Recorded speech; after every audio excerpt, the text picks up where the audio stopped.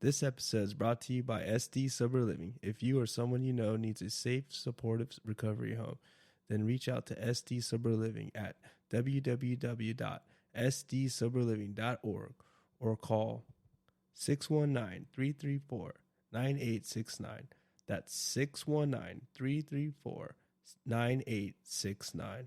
Come get some fuck fentanyl and some San Diego recovery at SD Sober Living.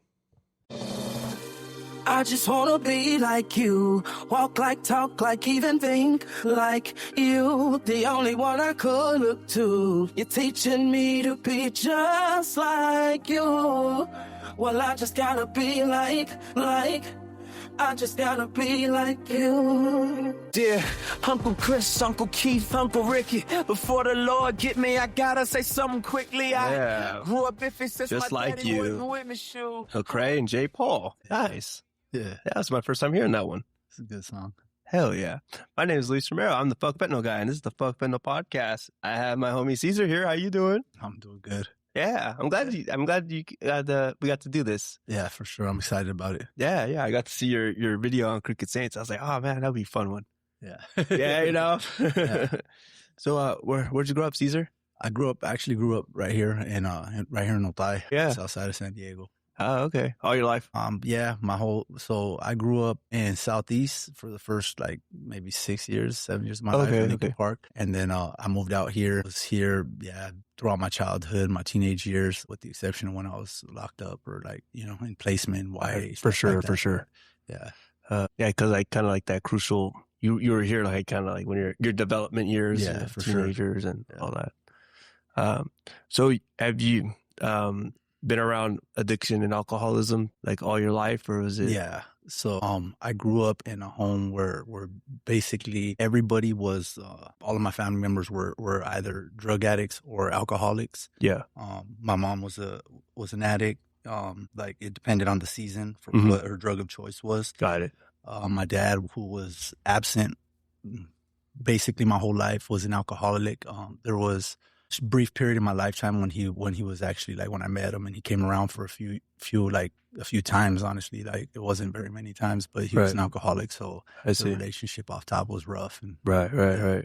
So addiction was always prevalent in my family. I see. Yeah. I see. How old were you when you first started? I started smoking weed when I was about 11 years old, 12 years old. Oh, okay. Yeah. I started young, but it was more like I don't know, so much peer pressure, but everybody else was doing it. So I was like, right. I'm trying to fit in. Just fit in. Yeah. Same thing with drinking. I started drinking when I was about 12 years old.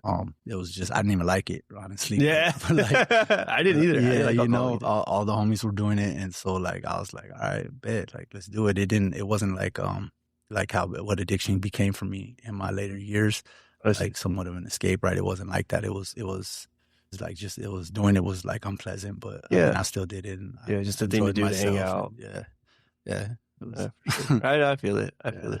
Typical run-of-the-mill teenager stuff. Right. No, I feel it. And then you got involved with the gang activities pretty young too. Yeah. I got recruited around the age of 10.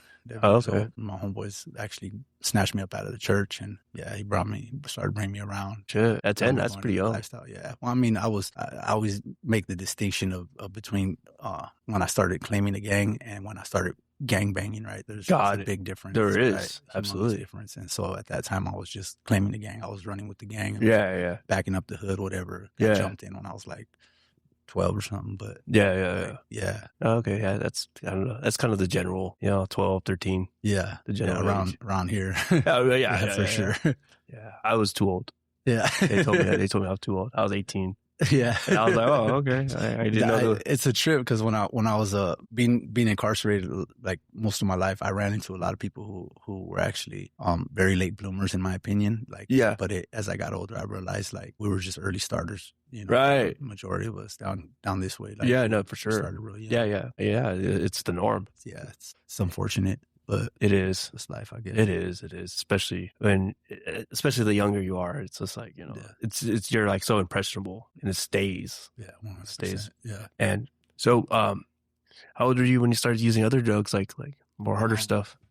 So I think the first time I tried a hard drug I was 15, right? I was selling crystal meth. Oh, okay. And one of my homeboys, he was already using. He was a little bit older than me. I used to sell dope, curb serving, right? Like I was out on the street corner all night, like in the hood, in the river bottom, wherever, like getting rid of whatever I could. So his idea was like, hey, fool, the longer you stay up, the more money you can make. And so I tried it a couple of times. It didn't stick for me. I didn't like it, but I would do it because I mean, I would be out there longer. So for sure, give you more energy. But I didn't really care for it. And then that was like over like maybe like a 1 month and a half period where I like used it off and on. Yeah.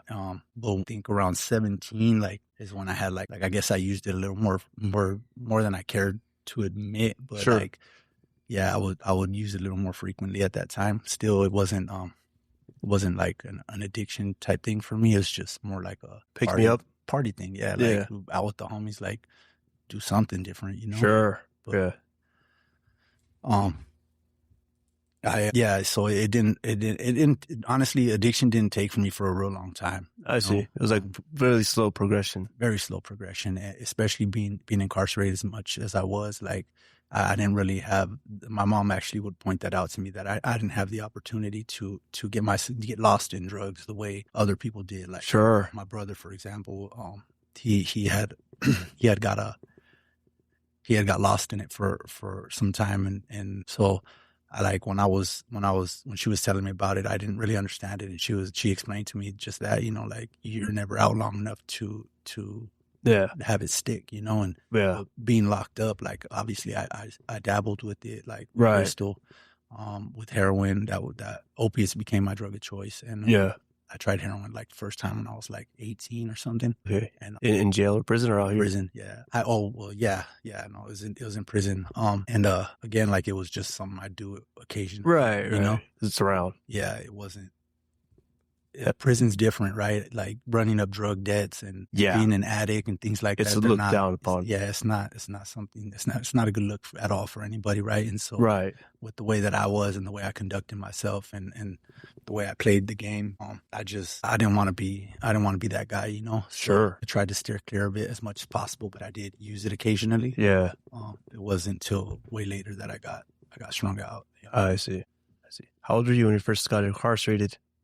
First time, guessing a juvenile, but I think I was 11. The first time I got incarcerated, I was 11. It was for a burglary that my brother did. I didn't have anything to do with it. You didn't even do it? No, I just ran into my brother walking down the street. And he didn't tell me nothing. Cops pulled up on us, and he had like a bag full of jewelry in his pocket or something. Oh my God. Yeah, so we got pinched, and it wasn't nothing. Like I didn't do no time. It was a book and release basically. Like And then when I was 12, I got pinched on my first actual case, assault with a deadly weapon. No shit. Yeah, and then serious, like little 6 months, right? Like it wasn't much. I didn't do because you're still small, you're juvenile. But it was the start of it, right? Like I was in and out repeatedly throughout my juvenile years. Like I was always in and out. Like I'd go to placement, I'd AWOL. Got it. I went to camp. I got kicked out of camp. Like so, I would do like a year here, a year and change there. Like 6 months, whatever. And then when I was 15, they finally got tired of it and sent me to YA. So no shit. Yeah. That's a whole different ball game. Yeah, for sure. Dang. So how long was your stint in YA? Like 18 months, maybe. Oh, okay. Again, it wasn't too long. Pretty short stay, I guess. Yeah. No, okay. Yeah. Because there's some people that can run it up to, I think they're 25, right? Yeah, you get stuck in there for sure. Yeah. You get stuck in there. Hey, so when you got out of YA, was that the end of your, what do I say, your obligation? Were you free, or was it just you were always on paper? Well, I was always on paper. Yeah, I was on paper. I got out, like I said, I was 17 when I got out, and that's when I started like partying a little bit more with crystal meth, and like gangbanging was like, it was a different, it became a whole different type of thing for me, having experienced California authorities like that. Like it became something more something I wanted to put out there a whole lot more. Like I was already doing what I could in the hood and trying to establish my name in my neighborhood. And when I got out that time, like I went at that time, and so it was ugly for a lot of different reasons, right? Yeah. But I didn't last long. I was out like maybe 3 months before I went back up. So oh shit. Yeah. And did you turn 18 in YA? Yeah, I actually turned 18. I turned 18. I think I was in Wasco. Because I went back up for violation. I caught a new case. I got tried as an adult, and I got No shit. Yeah. So from YA to prison. YA straight to prison. Shit. Yeah. That's a reality check. I mean, yeah, it was, but like I said, I was consumed by my lifestyle. So Yeah. When I got back to YA, having learned the things that I had learned, you know, being involved with the people I was at the time, this is like 2002. I didn't really care to be in YA, like, and I would tell fools like, I'm gonna catch prison number, like I'm going to. Yeah. And I wasn't. It wasn't long before I caught it. Yeah. Yeah. So. It already manifested. Yeah, pretty much. Like that was for as foolish as it may sound, like that was the goal, right? Like get to prison and make myself known, right? Yeah. No, for sure. It's have a rep. Yeah, like you said though, like we're so impressionable at a young age, right? Like so I had all of the wrong things in my head, and all the wrong things driving me. So I mean, I ran with it, right? It was my lifestyle, and I was in love. It was my first love as a kid, right? So yeah, like I was good with where I was going and where I was at. Yeah, you know, as stupid as that might sound, like it's just the reality of it for a lot of youngsters, a lot of people from my neighborhood at that time, you know, and a lot of youngsters from other neighborhoods who I knew that were just as turned up and with the business about the business as we were, you know. Right. And so how long did you do for that one, or that, I guess, your adult case? Now you're going. I wound up doing 4.5 years out of 6. Wow. Yeah. Was it like an in-house charge? It was an in-house charge. Ah, gotcha. Yeah. So I went up on a violation, and I wound up catching another assault case with some gang enhancements, and like it was, I mean, it was what it was, right? Right. I don't really want to go into details too much. I'm not. No, for sure, for sure. And then, so you did 4 years. Was it just like kind of like a constant, like you do a term and then just go right back? Yeah. So after going to prison for my first time, right? It was just prison for me. Like I literally did 4.5 years. I got out. I was out 30 days before I picked up a second-degree murder case. And okay, yeah. So that's a stint for another 13 years. Wow. Yeah. Holy shit. Yeah. 13 years. Like it was all of this was culminating, right? It was things were brewing, like a storm was brewing that I didn't understand what would be the consequences of the decisions that I was making and how they would affect me later on in life. Right. And so after putting in 17.5 years, like I came home and mental health, like I thought I found peace, right? Like I was trying to leave the game alone and all that. And my ex-wife was pregnant at the time, and I don't think I knew very much how to deal with it, right? Like it was something new for me.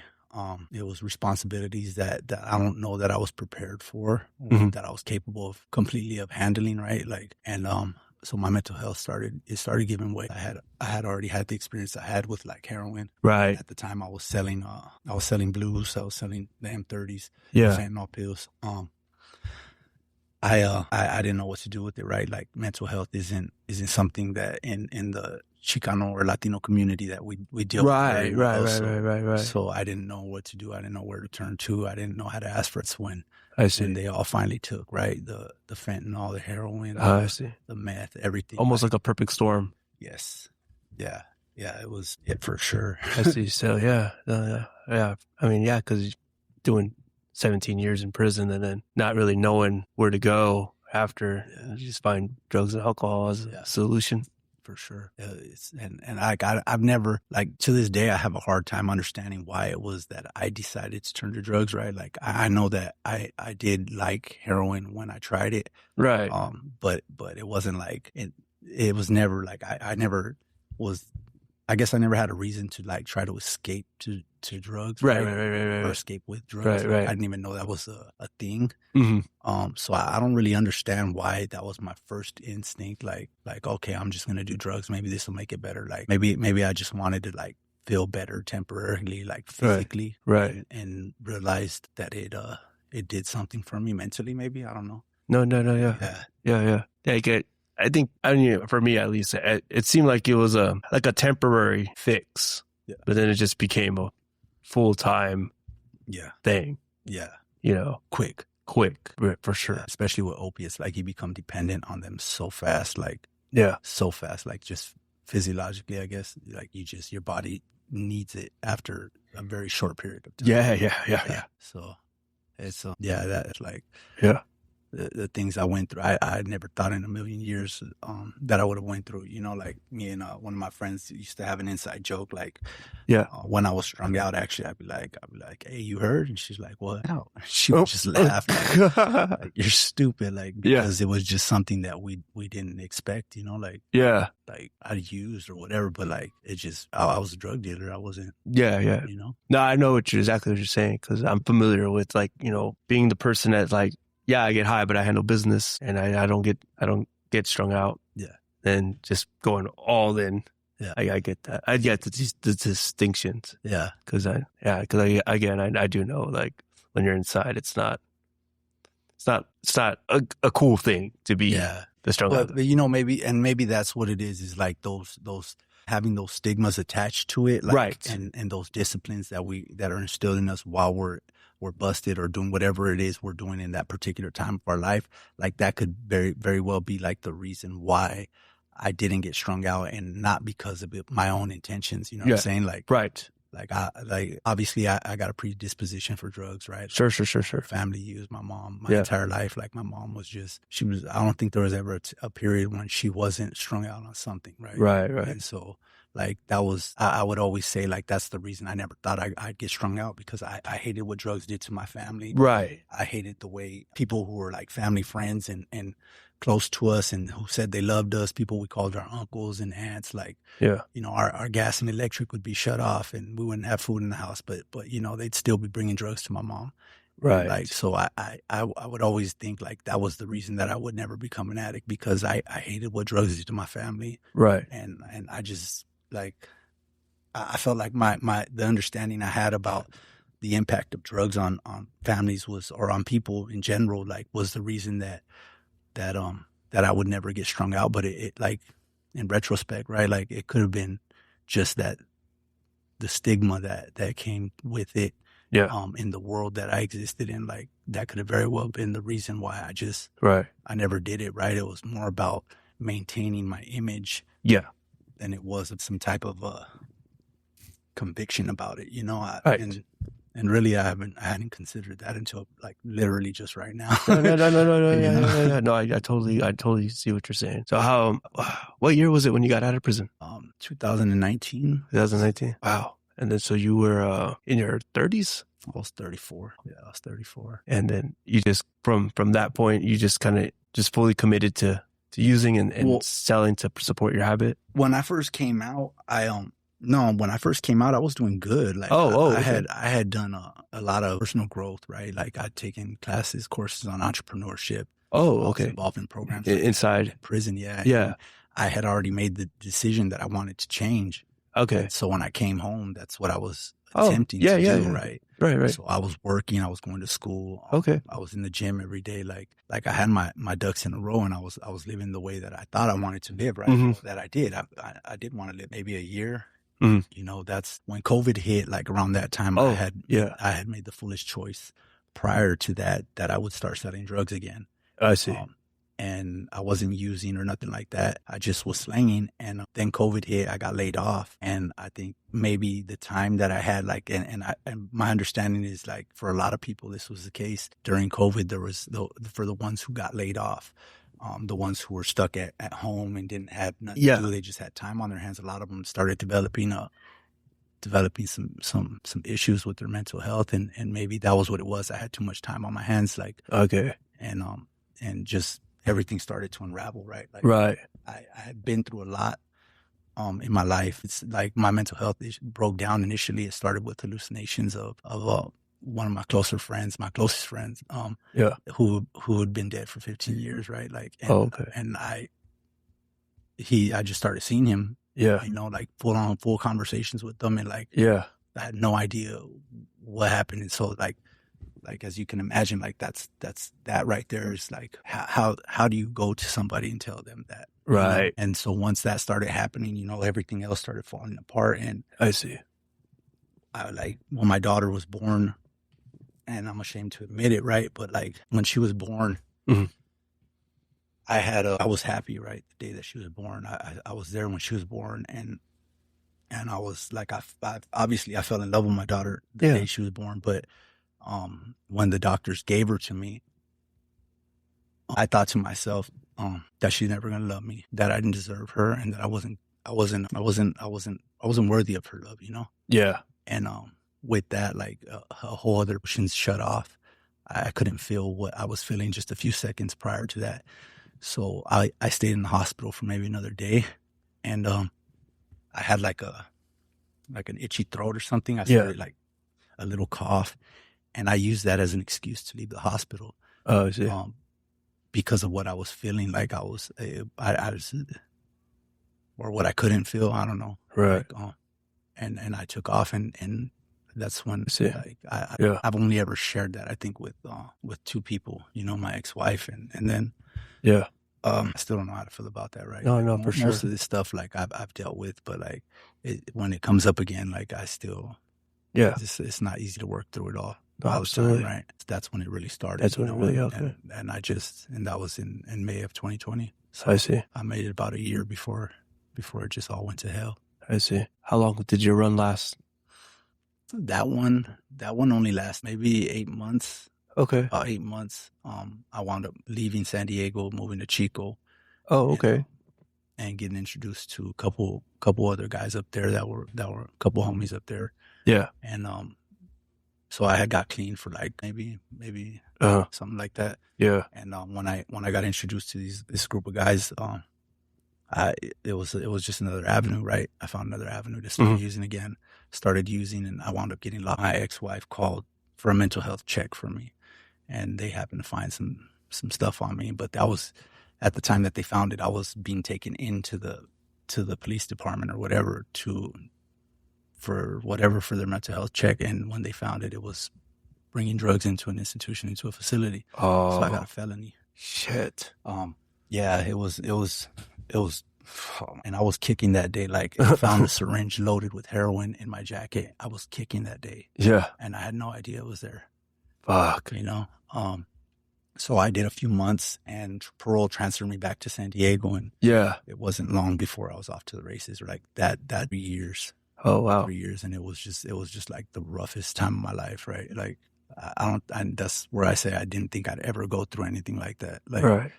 I never thought I'd get that strung out. I never thought I'd be that like just to the people who I cared about, my friends, like my family, like I was a piece of shit, you know, like I hate saying that, but like that's the truth. I was a piece of shit.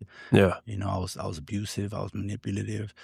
Like I didn't give a fuck about nobody but myself and about my addiction, and that led me to some fucked up places. Like it put me back in the gang scene. Yeah. Like I was back, you know, I was 6, like, and running the streets again with guns and with little homies and like doing dumb shit, like ugly time. No, for sure, really ugly time. And doing that, like living that way, you know, I of course my wife divorced me. She removed my child from my life. Yeah. And like everything just was falling apart. My mental health was still garbage. I wasn't doing anything to help it. And so suicide, like that became like, it was I didn't want to live, you know. Right. You know, and I made several attempts on my life. Wow. With overdoses, I would load up syringes purposely just to. Yeah, fuck yeah. And someone always found me. Yeah. You know, and at the time I thought it was unfortunate, right? But now looking back, like I'm grateful for it. Like I realized God had His hand on me, and right, absolutely. You know, like bigger calling on my life, you know. Absolutely, dude. For sure, God had His hand on me. Absolutely. Yeah. What made you want to get clean after living like this for 3 years? So I wound up going back to prison for some gun charges. Okay. And I was, even in prison, I was still using. Yeah. I got clean for like the last week, and that was only so I could piss clean for my PO when I got out. Right. Yes. And when I came home, I started fucking using again, like right away. So it was meth initially, and then after about 2 weeks of using meth, like I went back to my drug choice, which was fentanyl. And OD'd a couple of times and it didn't really matter, right? But like, I OD'd one time right here at Palomar Trolley Station. Oh, no shit. Yeah, and it's not funny, but like it's kind of humorous to me, right? Like that day I didn't have but like $8 in my pocket, right? That's all. Right, that's it. $8 in my fucking pocket. Yeah. I didn't want to spend it all, so I went and ran up on the first fool that looked like one of my people's, right? Right. He got it. Yeah, you I'm got like, hey, bro, like I'm sick, like I got like $3. What's up? Let me get a hit. And it was so fucking stupid, right? But he hooked me up. He actually gave me a little issue. Yeah. And this was at Palm Trolley Station. I took a good rip, right? Yeah. I went to Palomar and I was talking to one of my boys, and I don't even remember hitting it again. If I did, like, I don't remember it. But next thing I knew, they were pumping on my chest. I woke up with the trolley cops. Oh, fuck. Pumping on my chest, and shit. Ambulance showed up, and this was June 23rd last year. So shit. I get in the ambulance and start just like, I don't know. I started thinking first, like, just like how people would find out if I would have died there. Like, it just, right. I didn't, I was just fed up, dude. Like, I didn't want to be dead no more. So like, knowing that I could have lost my life right there, like, right. was like, what the fuck am I doing? Right. You know, at that point, I didn't even understand what the fuck was going on with me. Like, so I thought about a lot of different things, right? Mainly my daughter. And so after, I started throwing up violently. They hit me with like 4 Narcans or something like that. So it fucked my whole system up. Shit, right. Yeah. And that was it. After that day, like, I gave it a few days and I started taking Suboxone. I was done with it. Like, wow. Yeah, I was done, but I still used meth for like another 2 months. Oh, okay. Yeah. And you were still on parole, right? No, I was on probation. Oh, probation. I was on probation. Oh, AB 109? Yeah, AB 109. I see. But I had a PO who was like real lenient with me. So she gave me a lot of opportunities. Right. And to get into a program and completed, yeah. What program? I completed the Way Back. Oh, really? Back, yeah. Oh, no way. It's a real good program. I had already been to like a few different ones that were just trash. Right. Tradition one, I was there for like 2.5 months. Garbage. Yeah, I know. I got to the Way Back and the program was just different. The staff were different. The counselors were different. Yeah. Like the materials that they were teaching us was different. Like the way they engaged us was different. So it was, my mind was made up about drugs already, you know, but like just knowing I had to complete a program, like I invested myself into it, you know, and so it helped. It made all the difference in the world, having people who cared and people who took what they were doing serious with us, you know? For sure. Yeah. So I left the Way Back and I wound up at Crooked Saints. Like, oh, okay. Yeah. Me and Travis met at church. So he helped me get into the Way Back, and no way. He wanted me to come. He's like, hey, when you get done, come home. So you've been there ever since? Yeah. Ah, that's so cool. Yeah. How long you been clean? I've been clean for 11 months and 4 days. What? Yeah. Here. Months. There you go. Get one of those. Hell yeah. 11 months on the 23rd. So. Nice, man. You're approaching the year. Yeah, I'm getting close to that year mark, and like I'm excited for it. Like, yeah, I never really, like, I guess there was a time when I was really strung out really bad, like that I was tired of using, and I did want to get clean, but like, I wasn't about to go through the withdrawal, right?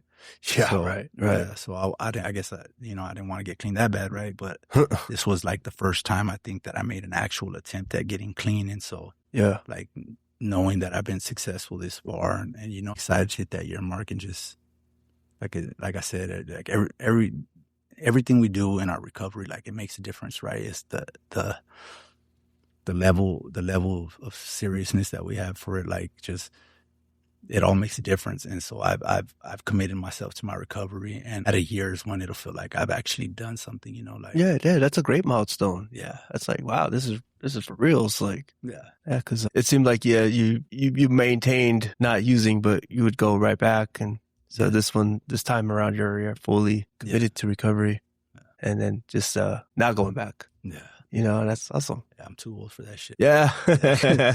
Too old for that shit. Yeah. I put 20 years into the system, and the few years that I had free between the 17 and the last 17 and a half and the last 2.5 years, like I was strung out. So like, I'm tired of throwing my fucking life away. Like, right. It's not what I'm fortunate enough to like rediscover my faith, right? In the middle of my addiction. Oh, I see. And I don't think I took it as serious as I should initially, as I should have. And getting into my recovery now, like being around the right people, it's made it easier to do. It's still something I struggle with. Like, you know, we know what we need to do with certain things, right? And we just don't always do them. Reading the Bible together, and it's like my accountability partner, right? So yeah. It helps. Like I said, the people you surround yourself with. Right, absolutely. So you stay very connected with church, and I go to church every Sunday, yeah. But I know there's more that I could be doing outside of church too. My relationship. So like I'm doing a good job this far. No, right? absolutely, like, dude. Everybody has their own pace that they do things, and right. I'm in my infancy and in both my recovery and my faith, and like baby steps, right? Oh yeah, absolutely. Just one day at a time. One day at a time. Yeah. Yeah, I didn't understand that statement until I finally like. Right. Yeah, until I got clean, I was like, oh, I get it, right? Right. Maybe I can get high tomorrow, but not today. Not today. Yeah, not today. Fuck yeah. And I don't know if you wanted to share this, but like you just spent time with your daughter. Yeah. Last weekend. Yeah. Yeah. I hadn't seen her in 4 years. I hadn't seen her. So her mom was just hell-bent on keeping her away from me. And I guess, like, to some degree, I understand it, right? But the rest of her motives were different. They weren't completely about the drugs. And she's admitted that much to me. Like, sure, it was about other decisions I was making with my life. Sure. But at the end of the day, like, we have to protect our kids, right? I don't want my daughter to see nothing like that. Like, nice. Not the way I grew up. I don't need her seeing anything or being exposed to anything like that. But my ex-wife, she finally like, she tapped in with me and started learning a little bit about where I'm at in my life. She spilled the beans that they were coming to San Diego. No, cause she lives in Chico, and so. Oh, okay, gotcha. I don't think she was too happy about her telling me, but like. Yeah, right. So we talked about it, and she was okay with me seeing my daughter again, and yeah, it was like, it's like the space never had. So happy to be around her again, and she's so big now, dog. Yeah. That's man. That's awesome. I love little gifts like that, you know. Fuck yeah, dog. Yes, it's a good reminder of what you're. Are there any goals you want to accomplish? I mean, few. There's a few, right? Like, I get back into school, right? I need to learn a trade. There's a specific trade I have in mind, right? Okay. I want to become a machinist. Oh, okay. And so I'm exhausting my avenues, my resources on that, right? Yeah. Eventually I might have to find a different route. Okay. I try to rise up industries, like there's QCMI and Santee, right? Like, yeah. But not having a car, right? Saints, which is a motherfucker. Yeah. God, right. It's made it difficult to get around, I mean, just to even have like a steady job, or like, get to places like QCMI, like all of that is like things I have to figure out on my own, and and I'm willing to do it, but like it complicates the hell out of things. So right now I'm focused on just getting through the hurdles that I got to get through to make myself better, right? I had a conversation recently with someone who pointed out the importance of me, you know, being able to stand on my own, right? Being able to do the things that I need to do on my, you know, and I need to break certain behavior patterns in order to do that, right? But like, like I gotta get used to not asking for help so much, or especially from certain people, right? Yeah, so like that's what I'm working on right now, like, because there's still obviously a lot of work that I got to do on myself, right? Yeah, so but I would like to get the hell out of sober living, right? Get my own job. Yeah, of course. Get a decent job, like small goals right now, right? That's what I'm focused on. Is there a long-term one you want? Yeah, I mean, I would like to do I'm sure something like what you and Travis do, right? Like, I would like to get into giving back, right? Helping people find their way back out. Like, that's something I've wanted to do since I paroled in 2019, but life just took a turn on me.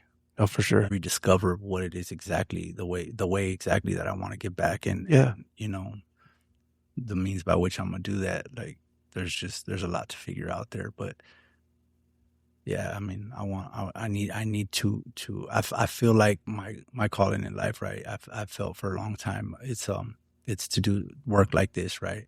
Yeah. I was always able to talk to people who came from this lifestyle, right? Sure. But I didn't have certain relatable experiences, right? And now, because of the choices that I've made, I now know what it's like to be an addict. I know what it's like to be out in the streets. I know what it's like to struggle in ways that I didn't know about before, right? Right. And that gives me an edge on being able to reach people that other people can't, you know? Absolutely. Yeah, you're absolutely in a position where you can reach to other people that's been very similar routes than you. Yeah. That, you know, like a regular, you know, Joe Schmo probably couldn't. Yeah. Even if I mean, people's intentions are always good, you know, but like being relatable and having similar experiences, like it's important for getting someone chapter of their life, right? Like I've been to programs that they had counselors who never knew what addiction was. And, right. And, like I've worked at places like that. Yeah. You know, like it's hard to get down to like the substance of everything with someone who doesn't really know where you're coming from. Right. You know? So yeah, it's I mean, God uses everything to use your experiences, right? For a purpose. Absolutely. And I feel like that's assuming I walk away with the right things, like I can do something good with that. You know, I could turn that around. Yeah, that's right. That's right, man. I truly believe that you are very capable of that, and that I think that, you know, all those goals are so obtainable, man. And I think, you know, you have the right mind frame to accomplish that, man. You're like in a really like blessed position, you know, coming on a year sober, you know, it's a huge thing. And I truly believe in you, dude. Like, seriously. Thank you. You know what I mean?